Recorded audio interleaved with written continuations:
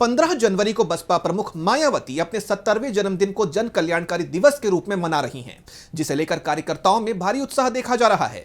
तो दूसरी तरफ बीजेपी परेशान नजर आ रही है, क्योंकि मायावती ने एक ऐसा बयान दे दिया है जिससे बीजेपी कटघरे में खड़ी हो गई है। तो क्या कुछ कहा है बसपा प्रमुख ने और क्या है ये पूरी खबर, जानेंगे इस रिपोर्ट में। 15 जनवरी को अपने जन्मदिन के मौके पर बसपा प्रमुख मायावती ने बीजेपी पर जमकर हमला बोला है। उन्होंने मोदी सरकार पर कई आरोप लगाए हैं, जिससे बीजेपी की टेंशन बढ़ी हुई है। 2027 यूपी विधानसभा चुनाव को लेकर बसपा प्रमुख ने कहा कि इस बार के विधानसभा चुनाव में कोई कसर नहीं छोड़ेंगे। अभी सभी समाज दुखी हैं और वो बसपा की सरकार चाह रहे हैं। इस बार गुमराह नहीं होना है। बसपा इस चुनाव में पूरी ताकत और आत्मविश्वास के साथ मैदान में उतरेगी। मैं 2027 के विधानसभा चुनाव के लिए पूरी मेहनत करूंगी। पार्टी के कैडर को किसी भी तरह के भ्रम में नहीं रहना चाहिए।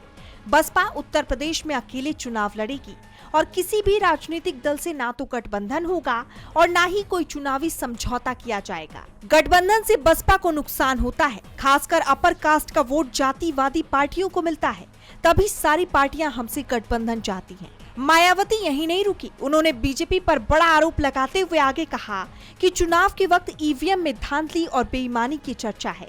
ये व्यवस्था कभी भी खत्म हो सकती है। एसआईआर की काफी शिकायतें हैं, इससे हमें सजग रहना होगा। मायावती ने योगी सरकार पर निशाना साधते हुए कहा कि आज जिन परियोजनाओं का श्रेय लिया जा रहा है, उनकी नींव बसपा सरकार के समय रखी गई थी।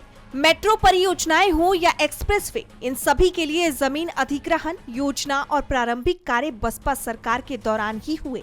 बसपा की सरकार ने बिना भेदभाव के विकास किया और सामाजिक संतुलन बनाए रखा।